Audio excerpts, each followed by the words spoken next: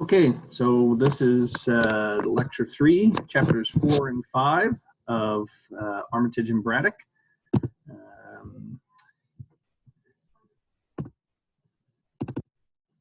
Here we go. So the first article we're discussing today is Carla Gardina Pestana's Religion. And so this is talking about religion in the British Atlantic world. And it begins with the supposition or the belief by the English settlers or English colonists that their superior religion of Protestantism, as they saw it, was designed to counteract Spanish Catholicism. And the Spanish had been very active in promulgating Catholicism in the New World. So before we talk about Spanish Catholicism, or English Protestantism, maybe it'd be useful to talk about the two approaches adopted by England's immediate neighbors, the Spanish and the French. The Spanish have a system known as, it's a mission system. And so the cities in the Southwest today are still centered around the missions established by the Spanish in their colonization. So San Antonio, San Francisco, these are cities that are founded around the mission system. And so the mission system is an extension of an idea that the Spaniards had known as Reconquista. Reconquista refers to the conquest or the reconquest of the Iberian Peninsula. And so in order to understand that, you have to understand a little bit about Spanish history.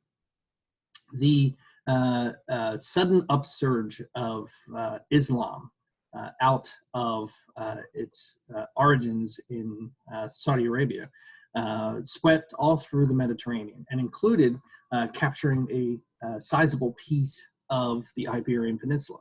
And the Iberian Peninsula was occupied by the Muslim Empire for almost 900 years. This Reconquista is of the Spanish Christian community busily working its way to expel what they saw as the interlopers. And this gives a particular cast to this Spanish effort. It is one that has at its heart this intolerance of people it identified as heathens or infidels or followers of the wrong religion. So it's not one that's open to viewing others and their religion in an open-minded way. It's very much a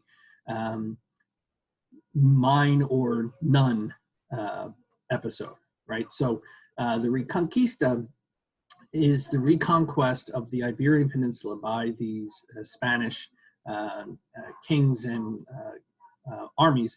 And it carries with it this idea that in one hand, they carry the sword for evicting the Moors who had, in their eyes, had stolen this Iberian land from the rightful owners. And on the other hand, it carried the cross. So it's going to missionize these people and turn them from the wrong path into what they proclaim to be the correct path. So the sword and the cross is wedded together in this sort of Spanish ideal of evicting and recapturing the Iberian Peninsula.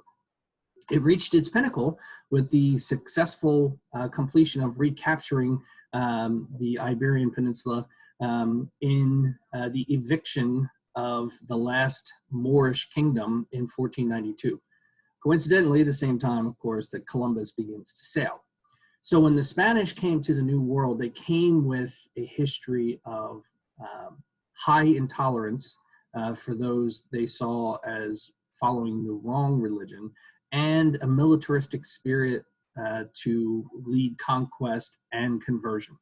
And they brought this system to the New World. And this mission system, it's also a very hierarchical system. So the decision-making for the Spanish government and the Spanish colonies is made in Spain. This is somewhat of a laborious process, as we shall see later. But in this system, this means that the missions are extension of the Spanish church. And the express mission of the missions was to convert the population to Catholicism. And the mode of doing that was to establish these missions where the Spanish missionaries would then bring the native peoples to come to the mission and adopt and adapt to Spanish practices, which they saw as superior, including religion. So the mission system is very much an attempt to convert. It lays at the heart of the structure of the system. And in their method, it's to bring people to the missions where they will be, where the religion will be inculcated into them, and they will be taught the ways of superior Spanish living. Conversely, the French, another Catholic country, they have a different missionary approach, but mission is also, or missionary outreach is also a key component of their colonization scheme. The French mission system revolves around what's known as the Black Robes, and the Black Robes refer to the Jesuits. And so the Jesuits are, they're tasked with going out to the native peoples and converting them. But in opposition to what the Spanish do, bringing native peoples to the missions, the Black Robes, the Jesuits, go out and live with the native peoples. And they seek to become part of the community. So they learn their language, they learn their histories, they learn their folk ways, and they carry with them the idea of trying to convert them to Catholicism, right? Both of these efforts are very much reaching out to convert them, which is one of the hallmarks of Catholicism. It's very much a syncretic religion. We saw before talking about voodoo, where there's an attempt to blend the local customs into this sort of theological idea, right? So we can think of some easy examples of the syncretism of this religion when you think about Christmas, right? So some of the things we associate with Christmas, its particular time of year, the Christmas tree, the light, many of the things that are associated with, you know, the sort of cultural practice of Christianity are because the church in its missionary efforts sought to make it easy for the pagan peoples who celebrated the winter solstice, December 21st, in which one of the symbols is the Christmas tree, the evergreen tree, because it's evergreen during the heart of winter, to celebrate. This is when the days have gotten the shortest and now begin to recover. There's a light festival. So these are elements that missionary elements of the Catholic Church have sought to incorporate. Let me think of one more. So in Mexico, they celebrate a tradition, the day after All Hallows Eve, All Souls Day, is also tied to the traditional Mexican cultural, which goes back to the Aztecs and further, of celebrating your dead ancestors, right? So this idea of wedding the two things together is part of the syncretic nature of Catholicism. But for our purposes, both the Spanish and the French missionary work was a key component of their colonization scheme. The English have different expectations. They believe that their religion is superior, Protestantism, and they anticipate that merely establishing a settlement will provide such a key example of how superior they are that people would convert naturally. So conversion would follow settlement. It's not something you actually have to go out and do. So instead of an effort to convert people to this dogma, right, of, in the case of at least the official English state of Anglicanism, instead of a religion in the New World, which is an extension seeking to incorporate these folks, what happens instead is that religion in the New World evolves independently. And it evolves in its own trajectory in ways that the Old World did not intend, right? So let's see why that is so, according to Pastor. Okay, so first, we need to begin with the fact that unlike the Spanish, who come across as Catholic missionaries on Reconquista, or the French, who are sending Jesuits out into the wilderness and countryside to convert people to Catholicism, the British come as a variety of different religions, right? So the English are primarily Anglican. So they come across, but the Scottish, who are also part of this entity that's forming known as Great Britain, they are fundamentally Presbyterians, right? A different Protestant sect. In Ireland, you also have a sizable percentage of Irish who move into this system who are Catholics, right? There's also Scots-Irish who are Presbyterians and Anglicans who are settled in what becomes mostly Northern Ireland, right? So you have initially, they're coming across not only in some ethnic differences, Irish, Scottish, English, Welsh, right? But they're also coming, practicing different tenets of religion, right? So they're not unified to begin with.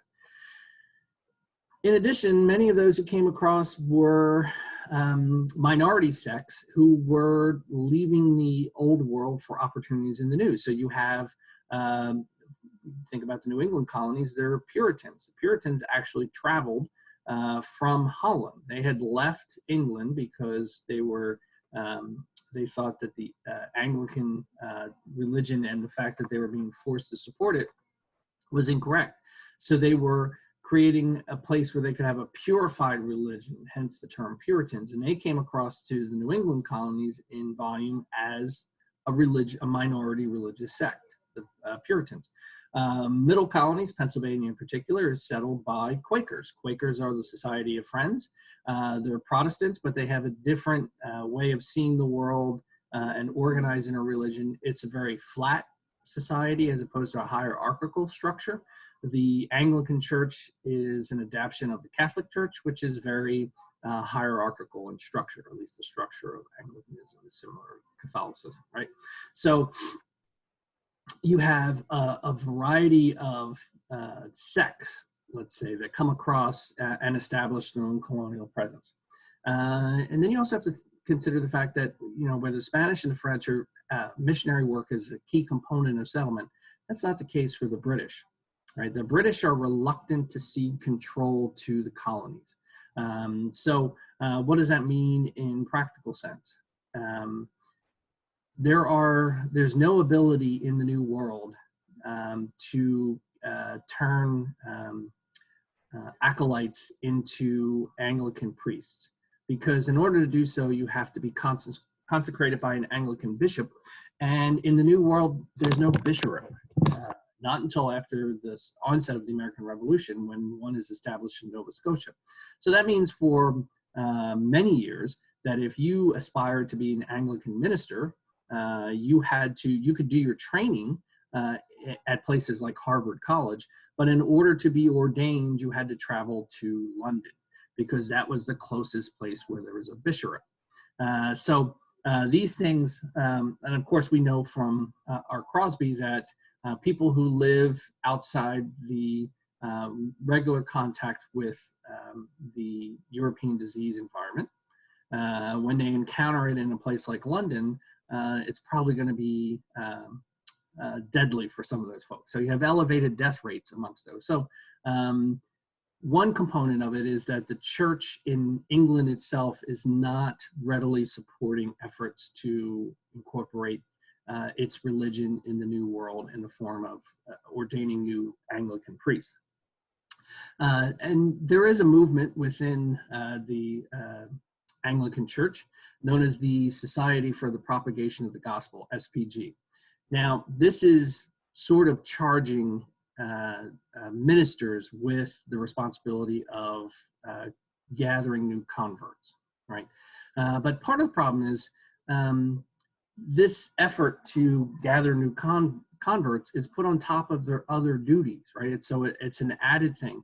And running your pastorage, in which you are charged with supporting the needs of your community, and you're paid by the members of that community, means they have to be very responsive. So there's not a lot of support for going out and trying to convert new people.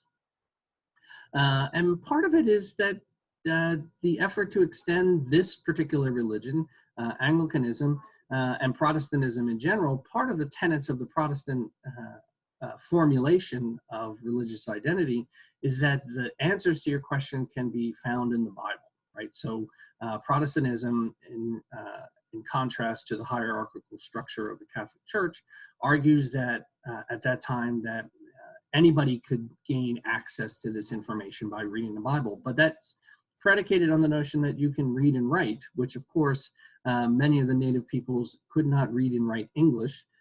So that sort of effort doesn't work particularly well. So reaching out to native peoples was not something that was a strong point of these English or British Atlantic world religions. There's also another sizable population that's beginning to grow that's, shall we say, unchurched, and that's the slave population. And so there's several problems with that, and this is something that comes along a little bit later, but sort of the ideas are visible at this root. In later times, in the 1800s, there was the creation of something in regions where there were slaves in the slave societies, in which was creation of something known as a Negro catechism, in which the proper response to questions you may get from your slaves, such as, why are you here? And what is your purpose on earth, right? So why are you here? The proper catechismic answer was, you are here to make a crop. And how should I serve my master? You should serve your master as you would serve the Lord, right? So these ideas of using religion to control the slave population is part of it. It comes to later fruition, right? But even in the early days, there's this notion that religion for the slave population can be used as a tool.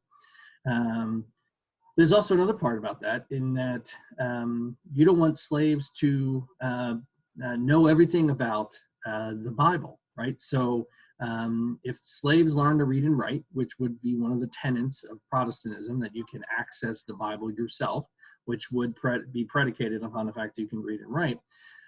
One of those problems is they could read the wrong thing, right? So you don't want slaves reading Exodus, where God led the slaves out to freedom, out of their bondage into freedom. That's not really a chapter you want your slave population reading, right? So reaching out to the slave population and seeking to convert them was also somewhat frowned upon, let's say, right? So what happens here in the New World is you have a British Atlantic world that is fragmented. You have Puritans, you have Quakers, you have Methodists who come. It's a great evangelical revolution. The Methodists were radicals at that time, seeking to convert others. You have in the colony of Maryland, expressly founded as a Catholic colony to attract Catholics to the New World, although not only Catholics live there. And so the upshot is you have Scots-Irish who are Presbyterians, primarily Scots who are Presbyterians. So you have a mixture of different religious groups who come to the New World. And out of this grows what we today point to as one of the central tenets, but maybe isn't such as marvelous a thing as we think. Right, so there's freedom of religion in the colonies, and that officially becomes part of the governing structure in the Bill of Rights. And there was a lot of resistance in the colonial period before the Revolution to the fact that in the colonies, in the British colonies, you had to pay to support the Anglican Church in the New World. So you had to forfeit money out of your pocket for this church, even if you weren't a believer. So there's a lot of resistance to that. And then you have a number of folks following different sects. You have a variety of Protestant sects, right, we talked about. And then you have Catholics. Then you have Jews, particularly in New York. Many of the places that were Dutch colonies had a not insignificant quantity of Jews in their colonial structure as well. So you have a mixture of different religions all together. So, the structure of the government said there should be no state religion. In the early days, prior to the creation of the Constitution, where this tenet is enshrined, it was sort of the case of beggars can't be choosers, right? You couldn't rule out any other set of folks who wanted to come based upon their religion because you needed numbers and labor everywhere. So in the early days, this idea of not imposing a particular type of religious view is because nobody could say no to other places, right? A little bit later, this religious tolerance is forced, right? In the creation of the First Amendment, it's forced not because any one religion is very tolerant of other religions, but more because they can't force other people to adopt a religion. There was no unified religion across these new American colonies, so nobody could force everybody to be a Quaker or Puritan or an Anglican or a Baptist or whatever, right? So this thing of religious tolerance is not because they're very enlightened. At least some component, I would argue a sizable component, is because they couldn't force everybody else to go along with it. So the experience of the British colonies stands in contrast to the efforts of the Spaniards and the French, and results in a multi-religion based series of people in this British Atlantic colony that becomes, or colonies that become the United States. Okay, so the next one, a little bit shorter, it's the discussion about scientific networks, right? I think I may have gone too far. Did I not include our author? Nope, I didn't. So this one is, excuse me, chapter 5, science. It's from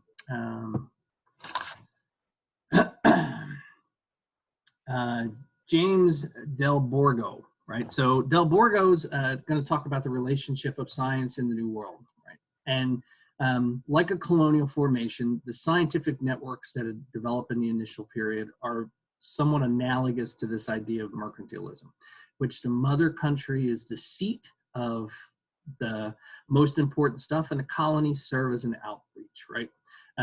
In formal terms, it's referred to as a metropole and the hinterland. The metropole is the center. In this case, it would be London. The hinterland is out on the fringes, out on the edges. So the role of the metropole to the hinterland is in the following way. The hinterland gathers stuff and sends it back to the metropole, where they figure out what it all means, or catalog it, or study it, do all those things. So it's very much a relationship of, and superior and inferior relationship. The metropole is where the superior science is being done, and the hinterland is where the folks who are the simple gatherers get it, right? So the metropole hinterland relations, and it's sort of rigidly locked in place. When people in the hinterland try to challenge it, there's a lot of resistance and a lot of discarding what people in the hinterland are talking about. This Creole American role. So now this is a process that evolves, right? So now you have people who have come from the British Isles, English, Welsh, Scottish, Irish. Irish come along a little bit later in any volume. Scots-Irish, right? So we're also a mixture of these two things. They're a little bit more populous early in this colonial period. So what you end up with is a number of people who are in the New World. Maybe they've been there for an extended period of time. Maybe they're born there, but they establish relationship with the native peoples, right? And so those Creole Americans, many times people who have a foot in both worlds, the native world and the colonial world, English colonial world, they can serve as cultural brokers and can reach across these sort of dividing lines of English colonies and native peoples in their worlds. And so they begin to funnel information and understanding. Initially, it's always back to the mother country, and it's that proper role, as it's seen, is established. The metropole is where the learned people are. The hinterlands is where the gatherers and all the people do things, right? So gathering stuff from the New World, it's sent back to London, where they establish things like the Kew Gardens or London Arboretum, right? So these are places where they're taking things from the colonies to study how they work up. So it's bound up. Some of this is also bound up with notions of religion, right? And so we talked a little bit about the Puritans, and so maybe it's useful to know about the Puritan cosmology, the Puritan worldview. So the Puritan worldview, amongst other things, views that the world around you, the world you're inhabiting, is a direct representation of your status with God. So if your crops do well, the harvest comes in, your cows are delivering lots of milk, this is a sign of God's favor, right? If there's a hailstorm, it flattens your crops, your cows get sick and don't give milk, something bad happens, it's a sign of disfavor, and or that there's some sort of devilish meddling, because the devil is an entity who's involved in this, the way of your world today. So the Puritans were very keen to keep an eye on the natural world around them, because for them it gave them indications of where they stood in the eyes of God, and how their community is doing. So a flood that wipes out a Puritan town would be a sign of God's disfavor on the activities of the town. And so it would call for some sort of soul searching to see what you're doing. So the Puritans are very much observers, keen observers of the natural world, because they're looking for it as a sign of God's favor or disfavor, and they're also looking for the role of the devil in their lives. So some of that is bound up with religion, so you get this intense study in which people record voluminous information about the natural world, which is really helpful for understanding the world in sort of manifesting things that occur. What eventually happens is, in this business of science, is the same thing that happened with the mercantile system. Those American Creoles, Americans, the British, members of the British Atlantic world, the British Empire, who settle in these North American colonies, and then for generations, right, are there, begin to shift away, right? They begin to upend the system in the same way that the British economic mercantile system is upset by the growth of the North American colonies. The scientific world begins to be upended. And so the easiest place to see this is Benjamin Franklin. Benjamin Franklin becomes, he's very much an American, and to play up that fact, when he's in London, he wears buckskin or coonskin or things like that, right? So very much wearing his, marking his display as an American, or someone from the American colonies in this system, but he's also a member of learned societies, and he's an experimenter. And so he's making observations, writing treatises, doing experiments that are respected in the metropole, either in the hinterland or based upon his experiences in the hinterland. And then we also have Thomas Jefferson. Thomas Jefferson very much chafed at this idea that he was subordinate, and so he's referring to some Delgado's talking about some debates that were going on in which there was this underlying belief that Europe is superior to the New World. And they talk about various sorts of things. You know, the old world's lions are much bigger than, you know, mountain lions, and everything is superior, they argued, and stronger and better in the old world as opposed to the new. And then Thomas Jefferson pointed out, you know, some mastodon bones that they were covered and other things. So, but challenging this idea that by definition, the colonies are subordinate to the mother country. The upshot of this is the expansion of the world, scientific worldview of the New World upends this relationship between the mother country and the colonies in the same way that the mercantile economic system was undercut as well. All right, again, I'll post some questions on Blackboard. If you have any questions or comments, post them, and also take a look at what I'm posting up there and take a run at answering them, and I will see you next time.